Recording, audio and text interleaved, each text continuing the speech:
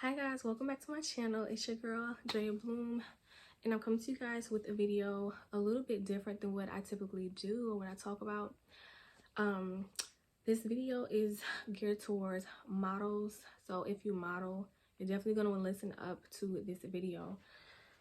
I recently was told about something that was like crazy, okay, and I had to come share this with you guys because I know there's a lot of us that are out there, because I'm in the same boat. But there's a lot of us out there who are, newcomers to the modeling world, want opportunities and things like that. We're on social media, we're posting, and I'm so like shocked that things like this are happening. Didn't even think about it that deep, but let me just share this with you guys. So I'm here to talk about human trafficking within the modeling industry. Now on my page, there's a video that I recorded months ago, probably like last year sometime, but I talked about my own personal experience with two separate people in Atlanta that make fake pages. They reach out to models here in Atlanta who have like rather smaller following, and they try to like lure you in with all of this glitz and glam, and oh, this person wants you for a video and this and a third. And unfortunately, there are girls who have met up with these two guys, and things have happened. So there's just things that we need to be aware of, even though we're pursuing modeling, like wanting to get signed and wanting big opportunities. There are things that we have to be aware of. So let me just jump right into this thing. There was a woman who went over to Europe. She was a model for some years. She had a nice portfolio and things like that. But a guy reached out to her via social media, and he offered for her to come over to Paris, France, I believe. Now, this woman, she had been in the industry for a minute. I don't believe she was signed to any agency, to my knowledge. But make a long story short, there's people that are going to reach out to you. There's going to be agencies, there's going to be people who are scammers, all kind of stuff. You're going to get weird emails and all kind of things, because I've gotten them. I've gotten people that pretend to be Fashion Nova, this and the third, whatever. Now, there's a group of people, a ring of people who operate out of Europe, and specifically they're using, Paris, France. And I believe it's because of the hype behind, Paris, the fashion industry up there, just the whole fashion of Paris. It's just a place that people love to go to, and it's known for a lot of models and stuff that come out of there that are in Europe. So there's a ring of people who are part of a human trafficking ring, and they're reaching out to American models because American models are highly sought after in Europe. Okay? So keep that in mind. American models are highly wanted in Europe within this trafficking ring. They get paid way more money for bringing American girls and guys also, which was, like I said, this is just ridiculous. But they get paid a lot more money for an American person than they would for someone in their own, their own country or other places. So what they're doing is they're reaching out via social media, because that's, the new wave. That's been the wave for, years now. They're reaching out, they're DMing you. They have accounts that look legit. Nowadays, we got to be very careful, because anybody named Mama can get a blue check mark on an Instagram page. So it's kind of hard to really know if somebody is who they say they are, if they're verified or not, for real, because you could pay for that now. It's literally like affordable, you know what I'm saying, now for people to get a blue check mark on their Instagram accounts. So you got to be aware of people that are going to reach out to you, even who have blue check marks. Okay, there's no way of really guaranteeing that they are who they say they are. They say they work with a company or agency and stuff like that. Do your research. Try to contact the agency or the company that they say they work for. Email them, send them photos of the person who's reaching out to you, and see if that person really works for that company. Like, it's time to really, like, we got to go in. We have to protect ourselves. We have to do the research. But they depend on us being super excited. Oh my gosh, you know, like, I just got a DM or I just got an email from a company in, you know, Paris who wants to shoot with me, and you feeling all lucky and blessed and chosen and all this, that, and the third. Your family's excited, everybody. Like, they're betting on you, little old you, because like I said, they don't reach out to big models who are signed with agencies, because they know the agencies, you got to go through them to book the models majority of the time. So they don't try them. They try people, like I said, that are aspiring models, freelance, things like that, up and coming, who have no representation, who are, like I said, gonna be super excited that somebody is even reaching out to them in the first place. Definitely overseas in Paris to want to shoot with them, you know. And on top of that, they lay everything out for you. Like, they roll out the red carpet for you. They are providing flight, hotel. They have a driver for you when you get there.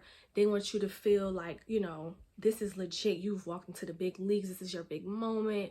All that, like, glitz and glam. Like I said, they want to blind you with this, so you have no idea of what they're actually doing. And unfortunately, like I said, I watched the story of a woman who was lured over there in that manner, and luckily she wasn't abducted, because there was a woman who actually was able to translate what was going on, and she got up out of there. She was able to, like, flee the scene. But yes, they will have people who are in on it that are women, who are, you know, quote unquote models, other models that you're meeting with while you're over there. But like I said, they want to fly you out, put you in a hotel, have a driver, and all of these people are in on it. Maybe not the hotel chain, but they have the money to put you in a really nice hotel, because this business is probably $1 billion business doing human trafficking. I'm sure at this point it's over $1 million business. So they have the money to make it look legit.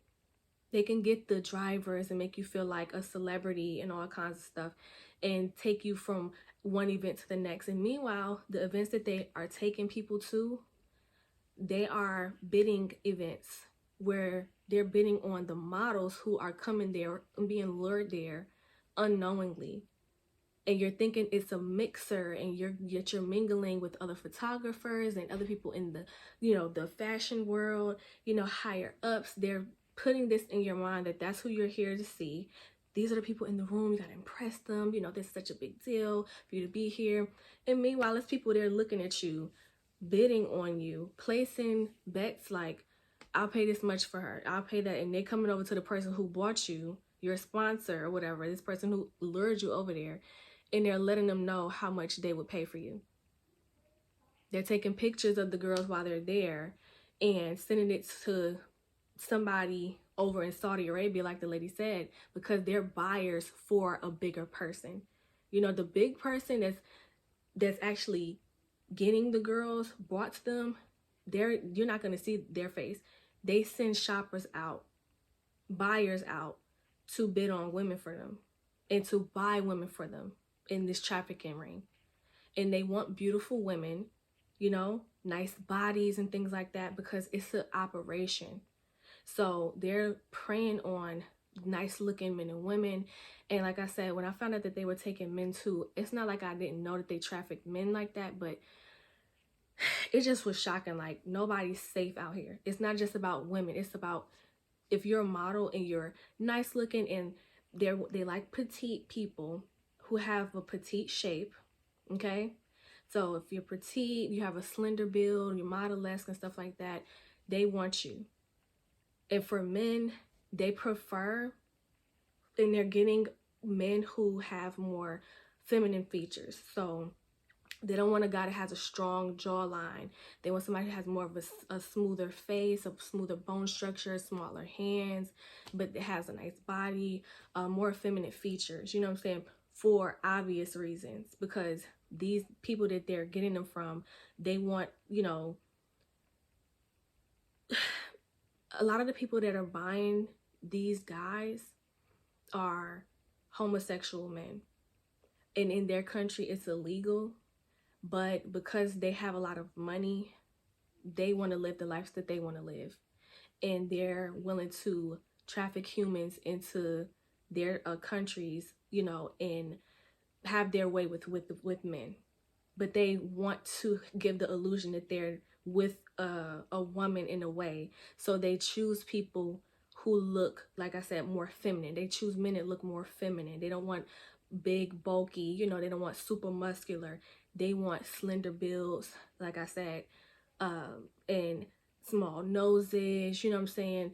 Things like that. They don't want a guy with a lot of facial hair, because they're selling to men, women who want men, and male sex slaves. Oh, can I even say that? I'm probably gonna have to bleep that out. But who want, you know, those things. Um, and yeah, so this is not just for women, this is for men also. And we just have to be more careful out here on the internet, on Instagram, whatever other social media platforms that you may have, Model Mayhem, whatever. Just be super careful about who you're communicating with, who's reaching out to you. Like I said, I got hit up by Fashion Nova, I got hit up by Pretty Little Thing, and one thing I do is I show my family everything. Everything. I'm showing my mom, I'm showing my sister, I'm showing my brother. I'm getting in the second pair, third pair, fourth, five pair of eyes on everything. Especially if I don't know, anything about this person. I'm showing my family. I'm asking them, should I take this? What you think about this? How do you feel? Whatever the case is, we praying about stuff, because you just gotta go the extra mile for yourself, because I wouldn't want to end up in a situation like that. But I've gotten emailed by people who obviously weren't modeling agencies, wasn't Fashion Nova, wasn't Pretty Little Thing, and they were trying to get me to come to locations for a reason. That's just the gist of it. They were trying to get me to show up to photo shoots, and plenty of models here in Atlanta, because I live in Atlanta, have gotten hit up by the same people. That's why it's kind of, an iffy thing to put your email up, because you're going to have those people email you. But that's why I'm here, because we got to start communicating with one another within the modeling community, whether big or small. Somebody needs to be talking about these things, because it shouldn't be people out here getting scammed like that and getting trafficked, and somebody needs to blow the whistle. Somebody has to bring this to awareness, not just the glitz and glam of modeling. We need to talk about the dangers of modeling that people may not know about, the crafty ways that these people are using to lure people out of their home states, out of their country, off of your hopes and dreams of becoming famous and getting discovered and working with a fashion designer that is in France, and having that in your portfolio. That would be a big deal. You know what I'm saying? Coming to America and saying that, hey, I went over to France to shoot with John Louis or whoever, and this person's supposed to be a big photographer. I mean, come on now. So they are very crafty. They know what people want, and they will use your desires to lure you into these dark places that in your mind it's innocent, it's a big opportunity, but in reality, no. Run. Ignore them, block them. Like, if somebody's not working with an agency, block them.